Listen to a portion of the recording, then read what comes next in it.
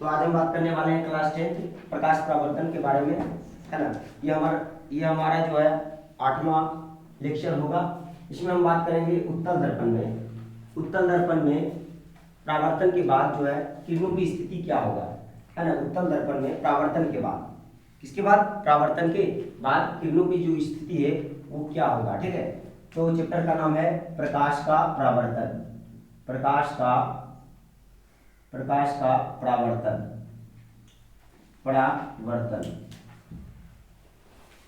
प्रकाश का परावर्तन। हम बात करेंगे उत्तल दर्पण के बारे में। किसके बारे में? उत्तल दर्पण में किरणों की स्थिति, है ना। उत्तल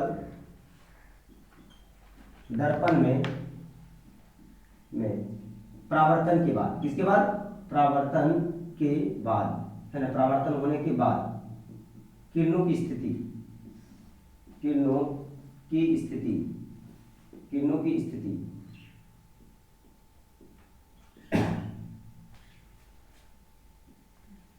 उत्तल दर्पण किसे कहते हैं? जिसका परावर्तक सतह क्या होता है, उभड़ा हुआ होता है। उसे उत्तल, उसे उभड़ा हुआ, है ना। तो सबसे पहला जो स्थिति है कहता है यदि उत्तल दर्पण में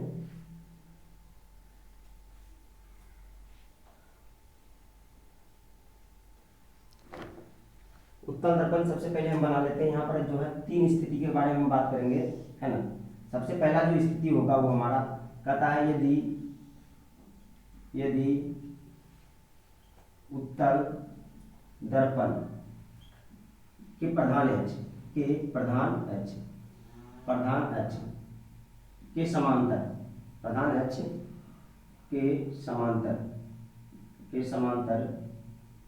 समांतर, कोई किरण परावर्तन के बाद, कोई किरण परावर्तन के बाद, है ना, कहाँ से गुजरेगी? तो फोकस से गुजरती हुई प्रतीत होगी, है ना। फोकस से गुजरती हुई, है ना, गुजरती हुई प्रतीत होगी, है ना। कोई प्रतीत होगी। प्रतीत मतलब सिर्फ ऐसा दिखेगा, प्रतीत होगी, ठीक है। ऐसा सिर्फ दिखेगा, वास्तव में ऐसा होगा नहीं। तो सिर्फ ऐसा दिखेगा मतलब वो आभासी होगा। क्या होगा? काल्पनिक होगा, ठीक है। कैसा होगा? काल्पनिक होगा, है ना। कैसा होगा? काल्पनिक होगा। तो सबसे पहले हम क्या करते हैं, उत्तल दर्पण बना लेते हैं। कौन सा दर्पण बना लेते हैं? उत्तल दर्पण। उत्तल दर्पण जिसका परावर्तक सतह क्या होता है, उभड़ा हुआ होता है ना, उभड़ा हुआ, ठीक। तो ये हो गया हमारा उत्तल दर्पण, ठीक है। इसका परावर्तक सतह क्या होगा? उभड़ा हुआ होगा, है ना। ये उभड़ा हुआ होगा, ठीक। इस प्रकार से यहाँ पर परावर्तन हो गया, है ना, इस क्षेत्र पे, ठीक है। इसका नाम दे देते हैं एम और क्या देते हैं, एन। अब बताओ, किसी भी दर्पण के मध्य बिंदु को हम क्या कहते हैं? पोल कहते हैं, ध्रुव कहते हैं। क्या कहते हैं? ध्रुव। और इसका अपना केंद्र रहा होगा सी, है ना, और इसका अपना एक फोकस बिंदु हो जाएगा एफ। अब तथा सीपी को मिलाने वाली रेखा जो है प्रधान अक्ष कहलाएगी, ठीक है। इसको अनंत तक बढ़ा सकते हैं, ठीक है। ये क्या कहलाएगा? प्रधान अक्ष। ये जो रेखा है ये क्या कहलाएगा? प्रधान अक्ष कहलाएगा। अब देखो, प्रकाश की किरण यदि उत्तल दर्पण में, है ना, कैसे जाए? उत्तल दर्पण में प्रधान अक्ष के समांतर जाए। कैसे जाए? प्रधान अक्ष के समांतर, ठीक है। प्रधान अक्ष के समांतर जाए। मान लो इस प्रकार से जा रहा है किरण, है प्रकाश की किरण, ठीक। प्रकाश की किरण जो है इस प्रकार से जा रहा है, तो उसको कहाँ है, उसको जो है ना इस और लौटना होगा परावर्तन के बाद, ठीक है। परावर्तन के बाद इसको हम कहेंगे, जाती हुई किरणों को हम कहेंगे आपतित किरण, ठीक है। और जो परावर्तन के बाद जो पुनः लौट रहा है उसको हम कहेंगे परावर्तित किरण। ये हो गया हमारा आपतित किरण। कौन सा किरण? आपतित किरण। और ये जो लौट रहा है ये हो गया परावर्तित किरण, ठीक है। ध्यान से देखते जाना है। ये हो गया आपतित किरण और ये हो गया परावर्तित किरण। और सुनो, यदि इसके बीच में हम डाल दें एक लंब, क्या डाल दें बाबू? एक लंब डाल दें, है ना, तो कहलाएगा अभिलंब, जो कि केंद्र से जाकर मिलेगा, है ना। अभिलंब को हम इस प्रकार से दिखाते हैं काल्पनिक रेखा के रूप में, है ना, एक काल्पनिक रेखा के रूप में, ठीक है। काल्पनिक रेखा के रूप में हम दिखा देते हैं इसको, अभिलंब को, है ना।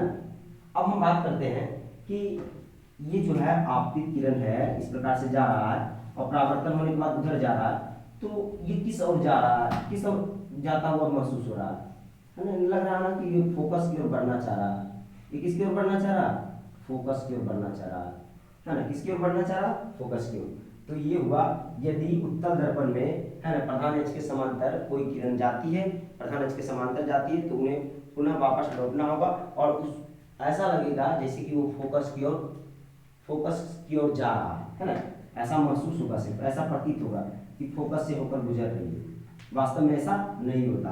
क्या होता है, ऐसे जाता है और वो पुनः उस ओर, है ना, चला जाता है, ठीक है, अपनी दिशा की ओर ही, है ना, ठीका बनाते हुए चला जाता है। और हमें क्या लगता है कि ये जो है ना फोकस से होकर गुजर रहा है, और वास्तव में ऐसा होता नहीं है। तो वास्तव में यहाँ कुछ भी नहीं होता है। तो यहाँ पर जो प्रतिबिंब बनेंगे उत्तल दर्पण में, वो बनेंगे लगभग सभी प्रतिबिंब, है ना, जितने भी प्रतिबिंब हैं सभी क्या बनेंगे, आभासी बनेंगे, काल्पनिक बनेंगे। और आभासी प्रतिबिंब जो होता है हमेशा क्या होता है, सीधा होता है, ठीक है। उसके बाद हम दूसरी स्थिति की बात करते हैं। तो इसके विपरीत स्थिति की बात करते हैं, इससे विपरीत कि इस बार जो है ना समांतर जा रहा था, तो उसको फोकस से होकर गुजरना पड़ा, है ना, इस तरह से उधर गया, मतलब फोकस से गुजरता हुआ महसूस हुआ। इस बार क्या है कि किरण जो फोकस की ओर भी बढ़ता रहेगा, फोकस की ओर जाता रहेगा, तो उसको कैसे गुजरना होगा, जब वो फोकस की ओर बढ़ना चाह रहा है तो उसको वापस कैसे गुजरना होगा, समांतर होकर गुजरना होगा, है ना। जैसे वो फोकस की ओर बढ़ना चाह रहा है, किरण जो है फोकस की ओर जा रहा है, लेकिन परावर्तन के बाद क्या होगा, उसको समांतर आना पड़ेगा, ठीक है। तो इसको हम लिखते हैं, कहता है यदि प्रकाश की किरण, है ना, यदि प्रकाश की किरण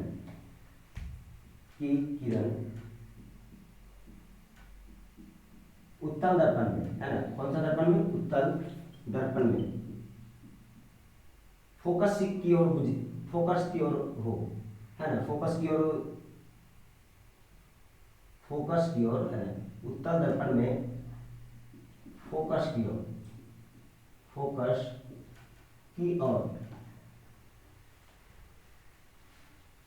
ओर, है ना,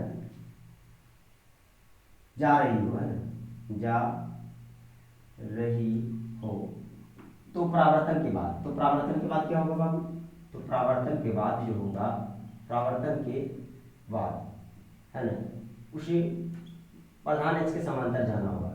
किसके समांतर, उसे प्रधान अक्ष के समांतर जाना होगा, प्रधान अक्ष के समांतर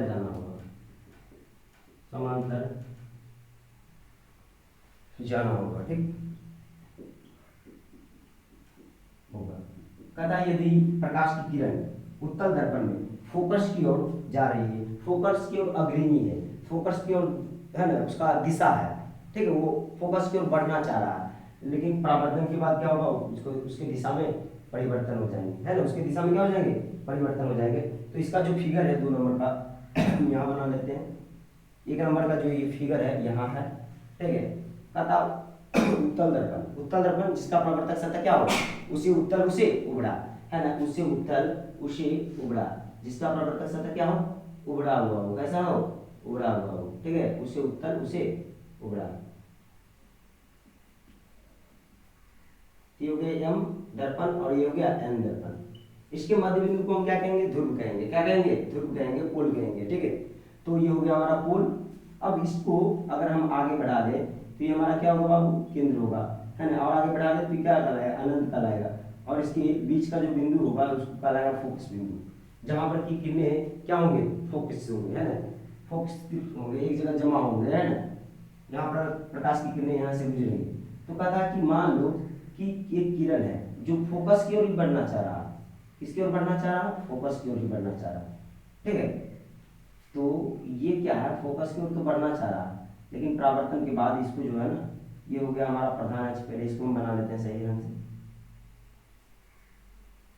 ये हो गया प्रधान अक्ष, सीपी को मिलाने वाली रेखा क्या कहलाएगा, प्रधान अक्ष। तो ये फोकस की ओर जा रहा है, देखो देखो जा रहा ना, अगर बढ़ते चले तो यहाँ पहुंच जाएगा, फोकस के पास पहुंचेगा ना, लेकिन ऐसा नहीं होता। क्या होता है कि बढ़ना चाह रहा फोकस की ओर बेचारा, लेकिन इसको क्या ना, परावर्तन होने के बाद इसको मोड़ दिया जाता है, इसकी दिशा में परिवर्तन कर दिया जाता है ना, इस तरफ से।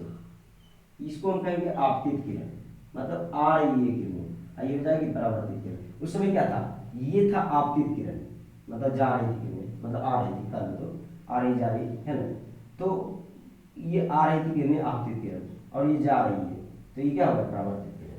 आने वाली किरणें को हम आपतित किरण और जाने वाली किरणें को हम परावर्तित किरण कहते हैं। मतलब परिवर्तन, परावर्तित मतलब परिवर्तन होना, मतलब बदलाव होने के बाद, है ना, जो भी घटना घटा, देखो ये किरणें आ रही है तो ये आपतित किरण, और बदलाव होने के बाद, परिवर्तन होने के बाद ये ना इधर जा रहा है तो आने वाली किरणें आपतित किरण, और ये क्या लगे परावर्तित किरण, यानी परावर्तन मतलब बदलाव हुआ, परिवर्तन हुआ, तब ना ये किरण इधर इस ओर आया।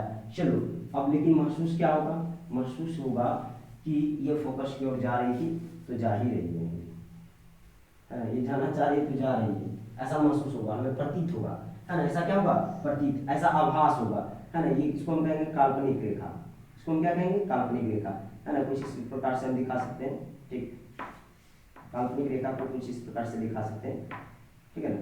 तो ये हो गया काल्पनिक रेखा, ठीक। अब उसके बाद क्या है कि इसके बीच में हम लंब डाल सकते हैं।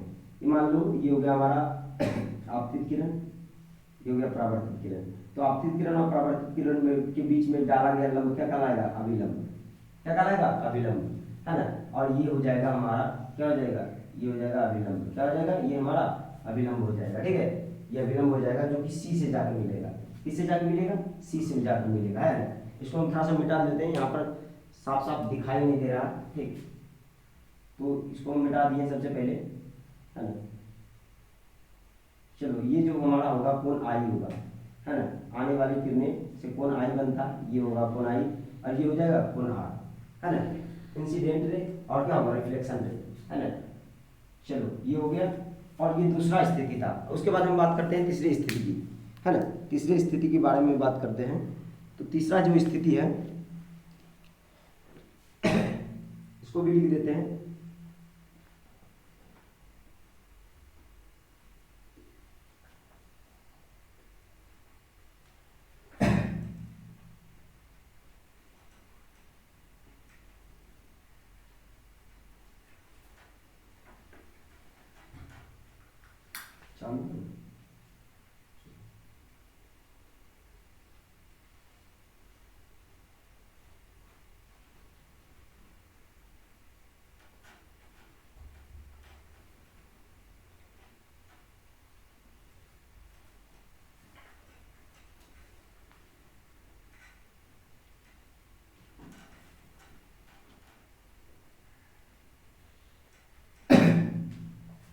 कहता है तीसरा जो स्थिति है, कह रहा कि उत्तल दर्पण में, है ना, उत्तल दर्पण में, उत्तल दर्पण में, ठीक, उत्तल दर्पण में प्रकाश की किरण, प्रकाश की किरण, प्रकाश की किरण, ठीक है, किरण जो है किस ओर अग्रसित हो या तो निर्देशित हो, तो तथा उत्तल दर्पण में प्रकाश की किरण केंद्र की ओर निर्देशित हो, है ना, किसकी ओर, केंद्र की ओर, तथा उत्तल दर्पण में प्रकाश की किरण निर्देशित हो, मतलब उसको निर्देश दिया जा रहा है कि तुम किस ओर जाओ, केंद्र की ओर जाओ, है ना।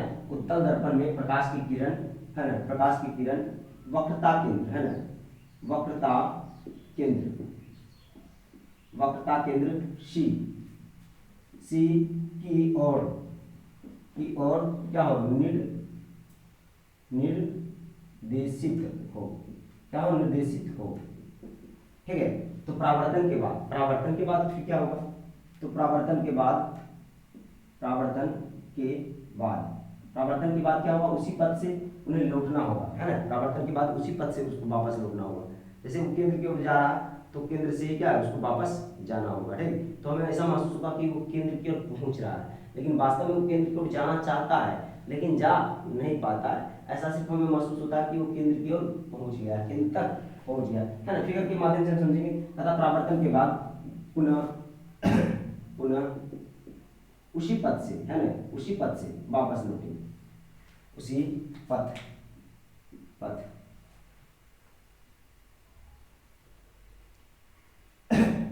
से परावर्तित हो जाती है ना, परावर्तित हो जाती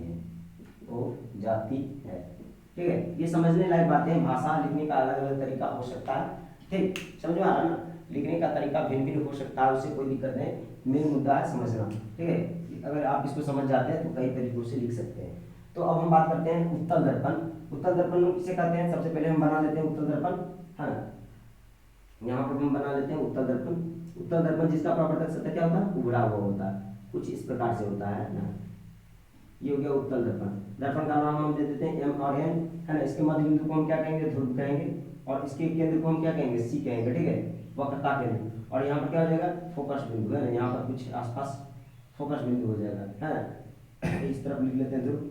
और ये क्या कहलाएगा, ये जो है ना इस तरफ पोलिश होंगे, क्योंकि परावर्तन कहाँ होना है बाबू, परावर्तक पृष्ठ कौन है, ये सतह परावर्तक पृष्ठ होगा, इस तरफ परावर्तन हो गया ना, दर्पण के पीछे, दर्पण के पीछे, ठीक है। तो इसको हम और आगे बढ़ा देते हैं, सीपी को मिलाने वाली रेखा अनंत तक, है ना, जहाँ तक जा सकता है ये सीपी को मिलाने वाली रेखा जो है वो क्या कहलाएगा, प्रधान अक्ष कहलाएगा। तो ये हो गया हमारा प्रधान अक्ष, ठीक है, क्या हो गया, प्रधान अक्ष। अब जो है यहाँ किरणें जो है जाना चाह रहा है केंद्र की ओर, किस ओर, केंद्र की ओर। तो यहाँ पर जो है ना किरणें केंद्र की ओर जाना चाह रही है, ठीक है। कुछ इस प्रकार से किरण बना देते हैं हम, जो केंद्र की ओर जाना चाह रहा है, किसकी ओर, केंद्र की ओर, है ना, केंद्र की ओर, है ना, केंद्र की ओर जाना चाह रहा है। तो केंद्र की ओर जब वो जा रहा है तो जाने वाली किरणें को हम क्या कहते हैं, आपतित किरण, है ना। इस शब्द को थोड़ा सा मिटा देते हैं लिखे हुए शब्द को, ठीक है। तो ये जा रहा तो ये आपतित किरण। अब क्या है ना, परावर्तन के बाद कुछ भी नहीं होगा, परावर्तन के बाद ये जा रहा था, यहाँ से गया है, तुम वापस फिर से जाओगे, तो मतलब आपतित किरण भी यही और परावर्तित किरण भी यही, मतलब उसी पथ से हो गया, है ना, उसी पथ से क्या हो गया, परावर्तन हो गया। अब क्या होगा, हमें क्या महसूस होगा, लगेगा कि यार इस ओर जा रहा है ना, एक कल्पना मात्र होगा, है ना, इसको हम कहेंगे काल्पनिक रेखा, है ना, ये कल्पना मात्र होगा। तो ये हमारा तीसरा स्थिति था, है ना। इसके बाद हम बात करते हैं चौथी स्थिति की। चौथी स्थिति में क्या होता है कि किरण जो है वो ध्रुव की ओर जाना चाहता है, तो ध्रुव से ही वो डिग्री बनाते हुए, थीटा बनाते हुए, है ना, एंगल बनाते हुए, परावर्तित होते हुए वहीं से, है ना, पुनः वापस अपनी दिशा में लौट जाता है, ठीक है। चलो, तो इसका भी हम फिगर बना देंगे, इसको मिटा लेते हैं साइडन से।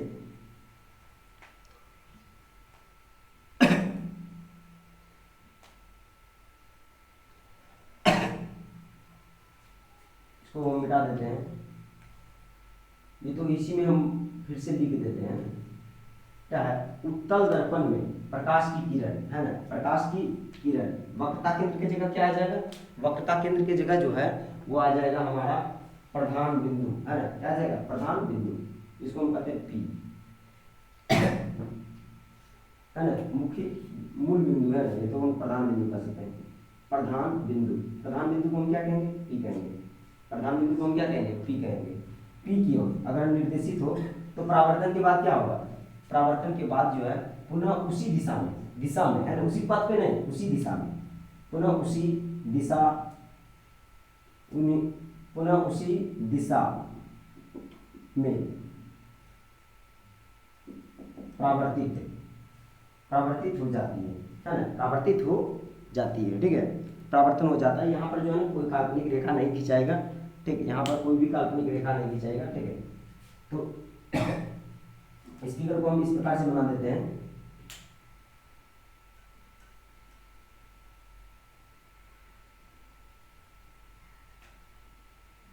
जैसे मान लेते हैं प्रकाश की किरण जो है वो ध्रुव की ओर जा रहा है, ठीक है, तो परावर्तन के बाद उसको इस प्रकार से रोकना होगा, ठीक है। कोई किरण जो है ये आपतित किरण है, इसमें उत्तल दर्पण में, ठीक है, आपतित किरण है, ध्रुव की ओर जाना चाह रहा है, तो उसे क्या है, परावर्तन के बाद ध्रुव से होते हुए, है ना, इस प्रकार से लौटना, जिस प्रकार से वो आया था वापस, ठीक है, लेकिन उसी पथ से नहीं, उसी दिशा में लौटना होगा, उसी पथ से नहीं, है ना। तो ये क्या हो जाएगा, आने वाली किरणें आई और ये हो जाएगा जाने वाली किरणें आर, कौन आई और कौन आर आपस में क्या होते हैं, बराबर होते हैं प्रकाश के परावर्तन के नियम से, ठीक है। अब हम देखेंगे कि उत्तल दर्पण में किरण आरेख क्या है। यदि हम उत्तल दर्पण में बिंब को रखते हैं तो प्रतिबिंब हमारा कहाँ कहाँ बनेगा, ठीक है, इस चीजों को हम देखेंगे।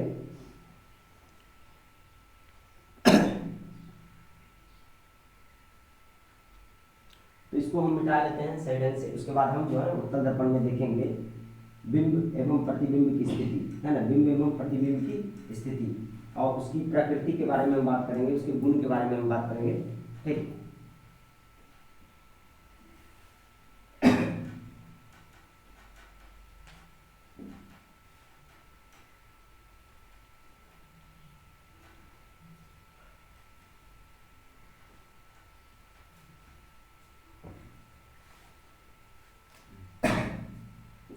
टॉपिक जो होगा उत्तल दर्पण में, है ना, उत्तल दर्पण में, उत्तल दर्पण में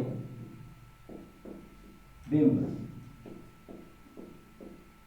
द्वारा बनाया गया प्रतिबिंब की स्थिति, है ना, बनाया गया प्रतिबिंब की स्थिति, प्रतिबिंब की स्थिति, प्रतिबिंब की स्थिति, ठीक है। अतः उत्तल दर्पण में बिंब द्वारा, किसके द्वारा, बिंब मतलब क्या होता है, वस्तु होता है ना, बिंब मतलब क्या होता है, वस्तु होता है, ठीक है, द्वारा बनाया गया प्रतिबिंब की स्थिति, मतलब उत्तल दर्पण में हम कहाँ कहाँ प्रतिबिंब को रखते हैं तो हमारा प्रतिबिंब कहाँ कहाँ बनेगा, ठीक है। तो सबसे पहला जो है उसका हम कॉलम बना लेते हैं इस प्रकार से, ठीक, इसमें दो जगह पर ही प्रतिबिंब बनेगा,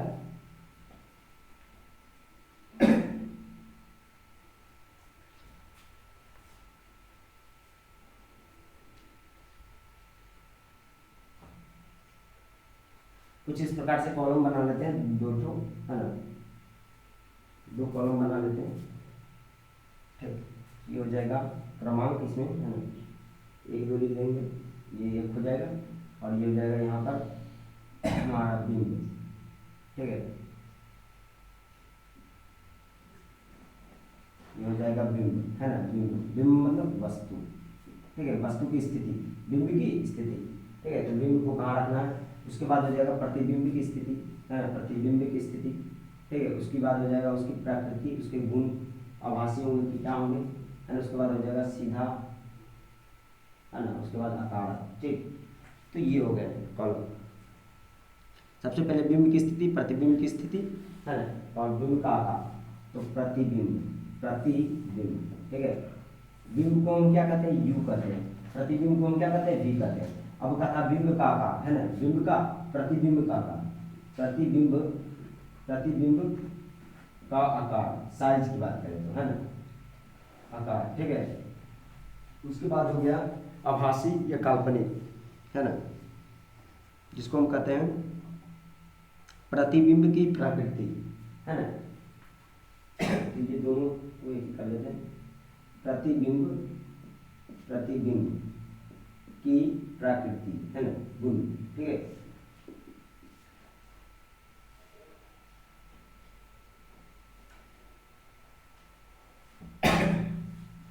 तो ये हो गया, सबसे पहले क्या है, वस्तु को हमें अनंत पर रखना है, कहाँ पर रखना है, अनंत पर रखना है, ठीक है। तो अभी हम वस्तु को अनंत पर रखते हैं, है ना, अनंत पर रखते हैं, है ना, तो कहाँ पर, अनंत पर रखने पर क्या होगा, अनंत पर रखने पर प्रतिबिंब जो है वो बनेंगे, कहाँ बनेंगे, तो अनंत पर यदि हम रखते हैं तो वो बनेंगे फोकस पर, है ना, दर्पण के पीछे बनेंगे, कहाँ बनेंगे, दर्पण के पीछे, है ना। तो यदि हम अनंत रखते हैं फोकस, है ना,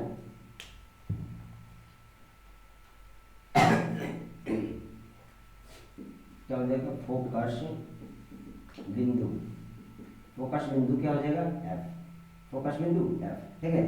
और प्रतिबिंब का जो आकार होगा वो क्या होगा, अत्यंत छोटा होगा, है ना, अत्यंत छोटा होगा, प्रतिबिंब का आकार क्या होगा, अत्यंत छोटा होगा, है ना, अत्यंत छोटा होगा, अत्यंत छोटा, है ना, बस इतना ही लिख देते हैं, काफी है।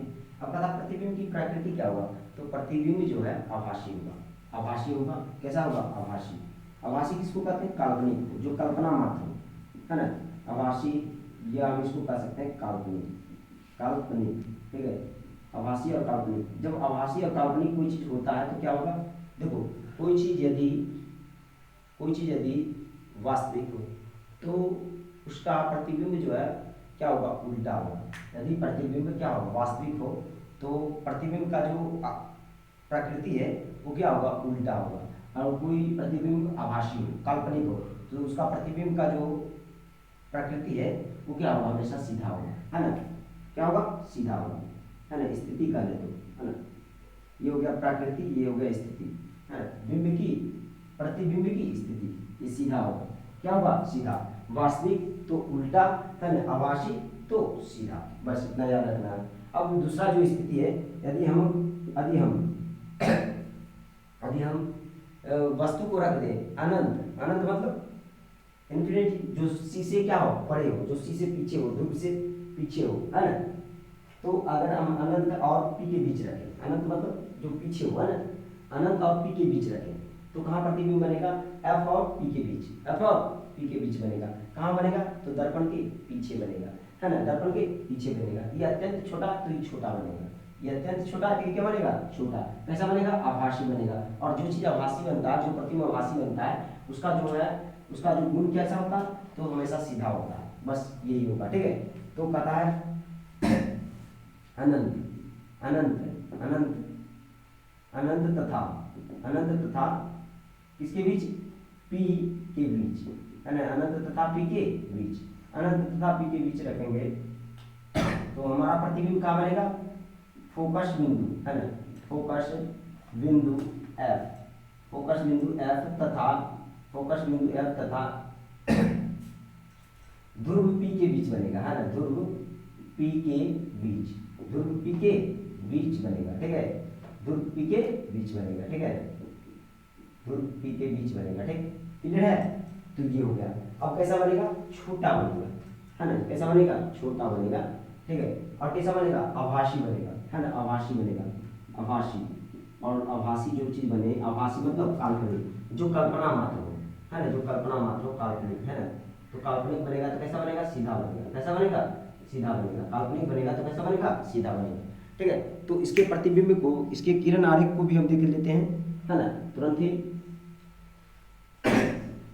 इसके किरण आरेख को भी हम समझ लेते हैं, ठीक, यहीं पर समझ लेंगे तो ठीक होगा।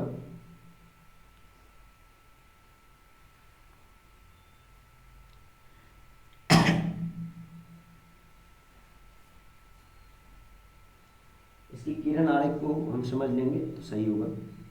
चलो यहाँ पर ही हम बना देते हैं किरण आरेख, है ना, इसमें बना देते हैं। काफी छोटा फिगर होगा, अत्यंत छोटा, है ना, अत्यंत छोटा। उसके बाद क्या है, ये बनेगा छोटा, है ना, ये कैसा बनेगा, छोटा बनेगा, इसका आकार, है ना। अब उसके बाद हम बात करते हैं प्रतिबिंब की किरण आरेख की बात करते हैं। तो इसमें क्या होगा, यदि हम अनंत पे रख रहे हैं तो उत्तल दर्पण मतलब क्या होगा, जिसका प्रवर्तक सतह क्या होगा, उसे उत्तल, उसे उभड़ा हुआ, है ना, जिसका प्रवर्तक सतह क्या हो, उभड़ा हुआ, क्या हो, उभड़ा हुआ। तो ये हो गया हमारा दर्पण, इसको हम पॉलिश कर देते हैं इस प्रकार से, है ना, ये हो गया हमारा दर्पण, इसको हम पॉलिश कर देंगे, ये हो गया एम, ये हो गया एम, ठीक है। और ये हो गया हमारा ध्रुव जिसको हम कहते हैं पी, और ये हो गया हमारा सी, ठीक है। और इसके बिंदु, बीच वाले जो बिंदु है उसको हम कहेंगे फोकस बिंदु, और इसको हम बढ़ा दें तो ये हो जाएगा, है ना, कुल मिलाकर के प्रधान अक्ष, ठीक है।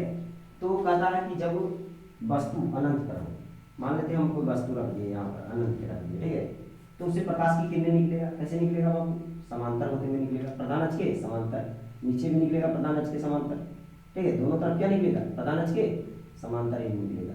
तो उसको इधर मुड़ना होगा, है ना, उसको इधर मुड़ना होगा, कब, परावर्तन के बाद। कहा ही गया था कि उत्तल दर्पण में जब कोई प्रकाश की किरण फोकस अति प्रधान अक्ष के समांतर होती हुई जा रही होती है, निर्देशित होती है, तो उसको क्या है, परावर्तन के बाद, है ना, पुनः वापस लौटना होता है, परावर्तित होना पड़ता है, और ऐसा प्रतीत होता है कि वो फोकस की ओर बढ़ रहा हो, है ना, ऐसा प्रतीत होता है कि फोकस की ओर क्या हो, बढ़ रहा हो, ठीक है।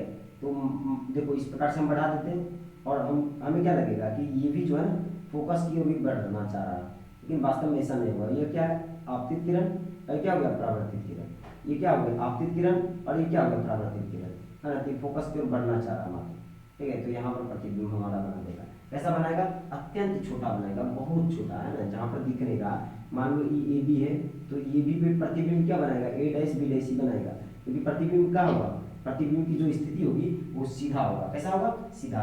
तो ये हो गया किरण आरेख हमारा, ठीक है। अब उसके बाद हम बात करते हैं उत्तल दर्पण में यदि हम प्रतिबिंब को रखें, कहाँ रखें, अनंत तथा पी के बीच रखें, अनंत तथा कहाँ रखें बाबू, पी के बीच रखें, ठीक है, अनंत तथा पी के बीच रखें। काफी हद तक बहुत जगह है, यहाँ पर हम इसको थोड़ा सा सही ढंग से लिख देते हैं, जिससे कि हमारा जगह बच जाए, आभासी, है ना, आभासी, ये तो हम इसको क्या कहेंगे, काल्पनिक, काल्पनिक, ठीक है। और इसका जो स्थिति है कैसा होगा, सीधा होगा, है ना, कैसा होगा, सीधा होगा, ठीक। इसको हम ले देते हैं जहाँ तक जा सकता है। चलो अभी क्या है, हमें उत्तल दर्पण बनाना है। उत्तल दर्पण जिसका प्रवर्तक सतह क्या हो, उभड़ा हो, उसे उत्तल उसे उभड़ा, उसे उत्तल उसे उभड़ा। ये हो गया एम, ये हो गया एन, है ना। इधर से हम क्या करते हैं, पॉलिश कर देते हैं, है ना। ठीक, इस प्रकार से हम पॉलिश करते हैं। अब इसके मध्य बिंदु को हम क्या कहेंगे बाबू, ध्रुव कहेंगे। क्या कहेंगे, ध्रुव कहेंगे। कौन कहेंगे, बार बार बताते हैं कि दर्पण के मध्य बिंदु को हम क्या कहते हैं, ध्रुव कहते हैं। और इसका अपना एक क्या होता है, केंद्र होता है। क्या होता है इसका अपना एक केंद्र, और इसके बीच में जो बिंदु होगा वो क्या होगा, फोकस बिंदु होगा। और इसको मिला देते क्या कहलाएगा, ये प्रधान अक्ष। क्या कहलाएगा, प्रधान अक्ष। ठीक है, अब हमें जो है ये हो गया हमारा अनंत, है ना। इधर भी हो जाएगा हमारा अनंत, है ना। जो सी से परे हो, जो ध्रुव से काफी दूर हो, वो क्या कहलाएगा, अनंत। और हम रख दिए वस्तु यहाँ, ठीक है। तो प्रकाश की किरण कहाँ से जाएगी, पहले तो किसी भी वस्तु से समांतर किरण निकलना अति आवश्यक है। कोई भी वस्तु रखे उससे समांतर किरण निकलेगा ही निकलेगा। और जब समांतर निकलेगा बाबू, है ना, तो उत्तल दर्पण में परावर्तन के बाद जो है कैसा प्रतीत होगा कि वो फोकस की ओर जा रही है ना, फोकस की ओर जा रही है, ऐसा प्रतीत होगा, सिर्फ ऐसा महसूस होगा। वास्तव में ऐसा कुछ भी नहीं होगा, वास्तव में ऐसा कुछ भी नहीं होगा, सिर्फ हमें महसूस होगा कि ये परावर्तन के बाद जो है ना, ये आपतित किरण है। तो परावर्तन के बाद ये इस ओर जा रहा है, लेकिन महसूस क्या हो रहा है कि फोकस की ओर जा रहा है। ठीक है, पहला बात। और दूसरा बात है कि इससे जो है ना, यहाँ से भी किरण निकलेंगे, है ना, यहाँ से भी क्या होंगे, किरण निकलेंगे। और ये जो किरण है, ये किरण कहाँ जाएगा, तो ये केंद्र की ओर, है ना, केंद्र की ओर बढ़ता हुआ, है ना, प्रतीत होगा। ठीक है, तो ये केंद्र की ओर बढ़ रहा है, मान लो, ठीक है, केंद्र की ओर बढ़ना चाह रहा। अच्छा बताओ, जो किरण केंद्र की ओर बढ़ना चाहता है तो उसको परावर्तनों के बाद क्या होता है, उसी पथ से परावर्तित होना पड़ता है। किसमें, उत्तल दर्पण में। अभी तुरंत हम देखे थे कुछ देर पहले, है ना, कि यदि कोई किरण, है ना, उत्तल दर्पण में केंद्र की ओर निर्देशित हो तो परावर्तन के बाद उसी पथ से परावर्तित होना होगा, है ना। उसी पथ से मतलब ये केंद्र की ओर जाना चाह रहा है, देखो केंद्र की ओर बेचारा बढ़ना चाह रहा, बढ़ना चाह रहा, बढ़ना चाह रहा, ठीक है। यहाँ से वो बेचारा केंद्र की ओर जाना चाह रहा है ना। ये फोकस के पास नहीं जाना चाह रहा है, कह रहा हम तुम्हारे पास नहीं जाएंगे, केंद्र की ओर जाना चाह रहा है। लेकिन ऐसा होगा नहीं, इसको जाने नहीं दिया जाएगा, है ना, जाने नहीं दिया जाएगा। क्यों नहीं दिया जाएगा, क्योंकि यहाँ पर परावर्तन हो जाएगा। परावर्तन ये हो गया, मान लो आपतित किरण, तो यहाँ से के बाद क्या होगा, परावर्तन होगा, तो इन्हें पुनः वापस लौटना होगा। ठीक है, और हमें कल्पना मात्र से दिखेगा कि किरण क्या है, केंद्र तक पहुंच गया, और वास्तव में ऐसा होगा नहीं, केंद्र के पास पहुंचेगा नहीं। अब बताओ, यहाँ कटा, यहाँ प्रतिच्छेद हुआ कि नहीं, तो यहाँ पर प्रतिबिंब बनेंगे। क्या बनेंगे, यहाँ पर प्रतिबिंब। और यहाँ पर हम क्या करते हैं, अभिलंब एक डाल देते हैं, अभिलंब, है ना, ये भी केंद्र से मिला देते हैं। अभिलंब को भी हम काल्पनिक रेखा से दिखाते हैं, लेकिन वास्तव में प्रतिबिंब देखा जाए तो यहाँ बनेगा। ये प्रतिबिंब हो गया ए बी, तो ये क्या हो जाएगा, ए डैश बी डैश, है ना। तो ये था उत्तल दर्पण में प्रतिबिंब, है ना। अब हम बात करते हैं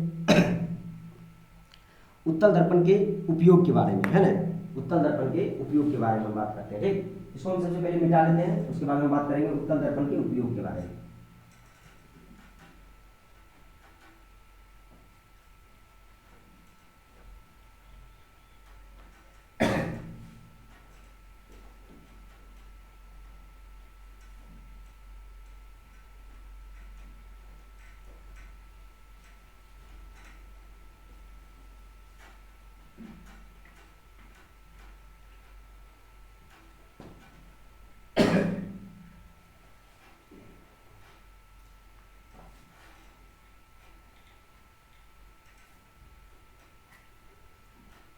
तो उत्तल दर्पण का जो उपयोग है वो मुख्य रूप से क्या होता है, उत्तल दर्पण में एक प्रकृति होता है कि किसी भी बड़े एरिया को, है ना, किसी भी बड़े क्षेत्र को एक छोटे से क्षेत्र में दिखा देना, है ना। तो ये जो है वाहनों में काम आते हैं, वाहनों के जो साइड मिरर होते हैं ना, उसको काम आते हैं। जिससे क्या होता है, चालक को, है ना, पीछे, है ना, पीछे बहुत बड़े एरिया को देखने में सुविधा प्राप्त होता है, जिससे चालक को चलाने में, है ना, गाड़ी को चलाने में, है ना, कोई खेद नहीं हो पाता, कोई मिस्टेक नहीं हो पाता, कोई गलती नहीं हो पाता, है ना। वो बड़े से एरिया को पीछे को देख रहा था कि कौन गाड़ी आ रहा, कितना स्पीड से आ रहा, कितना धीरे से आ रहा, वो किधर जाना चाह रहा, किधर नहीं जाना चाह रहा। ठीक है, तो ये प्रकृति होता है किसमें, उत्तल दर्पण में। कौन सा दर्पण में, उत्तल दर्पण में। ठीक है, तो अभी तुरंत हम देखे थे क्या बनता है, अगर हम वस्तु अनंत पे है, दूर पे है, तो क्या प्रतिबिंब बनेगा, लेकिन अत्यंत छोटा बनेगा, बहुत छोटा बनेगा। तो जब हम गाड़ी चला रहे हैं, ठीक है, तो हमारे पास साइड मिरर है, तो साइड मिरर में हम क्या देखेंगे कि गाड़ी जो है बहुत दूर में है लेकिन आ रहा, लेकिन उसका प्रतिबिंब हमें छोटा दिखाई देगा। जैसे जैसे वो हमारे करीब आता जाएगा, वो कैसा है, थोड़ा थोड़ा बढ़ता जाएगा, बड़ा होता जाएगा, है ना। लेकिन प्रतिबिंब हमें दिखेगा। वो एक कल्पना मात्र होता है, लेकिन हमारी आंखों को क्या लगता है कि वास्तविक प्रतिबिंब है और हम उसे समझ पाते हैं, देख पाते हैं। ठीक है, ऐसा हो पाता महसूस। कैसा ऐसा क्यों हो पाता? परावर्तन के कारण हो पाता है। तो हम लिख देते हैं उत्तल दर्पण का प्रयोग, है ना, उत्तल दर्पण का उपयोग, है ना, उत्तल दर्पण का उपयोग। तो कहता है दर्पणों का, उत्तल दर्पण का जो प्रयोग है, ड्राइवर जो है साइड मिरर के रूप में गाड़ी, है ना, क्या गाड़ी हम लिखते हैं, डायरेक्ट लिख देते हैं, गाड़ी के साइड मिरर, है ना, side mirror, side mirror, mirror के रूप में उपयोग किया जाता है ना, उपयोग किया जाता है। ठीक है, किया जाता है। ठीक है, गाड़ी के साइड मिरर के रूप में उपयोग किया जाता है। ठीक है, ये हो गया। क्यों? क्योंकि इसके पीछे का कारण है कि उत्तल दर्पण के अंदर एक प्रकृति होता है कि बड़े से क्षेत्र को एक छोटे से क्षेत्र में दिखा देते हैं। जिससे क्या होता है, चालक को, है ना, चालक को गाड़ी चलाने में कोई खेद नहीं होता, कोई असुविधा महसूस नहीं होता। ठीक है, चलो अगला जो है उत्तल दर्पण का उपयोग है बस यही उत्तल दर्पण का उपयोग है जहां पर भी हमें बड़े से एरिया को, है ना, एक छोटे से एरिया में दिखाना होता है, वहां पर हम किसका इस्तेमाल करेंगे? उत्तल दर्पण का इस्तेमाल करेंगे, है ना। तो एक कई बार बोर्ड एग्जाम में प्रश्न आता है कि बताइए कि उत्तल दर्पण का उपयोग, है ना, गाड़ी के साइड मिरर के रूप में क्यों करते हैं, इसके पीछे का कारण क्या है? तो उत्तर में लिखना है कि उत्तल दर्पण के अंदर एक प्रकृति होता है कि किसी भी बड़े क्षेत्र को, किसी भी बड़े एरिया को वो छोटे से क्षेत्र में दिखा देते हैं, है ना। और यदि वस्तु अनंत पे भी हो तो उसका भी प्रतिबिंब बनेगा, चाहे कितनी भी दूरी पर हो, क्यों ना हो, उसका प्रतिबिंब बनना तय है ना। छोटा बनेगा, बहुत छोटा बनेगा, अत्यंत छोटा बनेगा, लेकिन प्रतिबिंब तो बनेगा। तो सोचो कोई चालक है, वो गाड़ी चला रहा है, तो उसके पीछे कई गाड़ी है ना, जो बहुत दूर में है। मान लेते कोई भी गाड़ी नहीं है रोड पे, और एक गाड़ी है जो बहुत दूर में है, तो हमें दिख जाता है ना। हम भी गाड़ी चलाते तो हमें कम महसूस होता है, ऐसा हम देखें भी, है ना। चलो, तो आज के लिए इतना ही है। अब जो है अगले लेक्चर में हम बात करेंगे, है ना, लेंस के बारे में। उसके बाद हम बात करेंगे चिन्ह परिपाटी के बारे में, है ना, चिन्ह परिपाटी के बारे में बात करेंगे, है ना, धनात्मक और ऋणात्मक। ठीक है, इसके बारे में बात करेंगे, जिससे क्या न्यूमेरिकल बन पाएगा। तो आज के लिए इतना ही, अब मिलते हैं नेक्स्ट वीडियो में।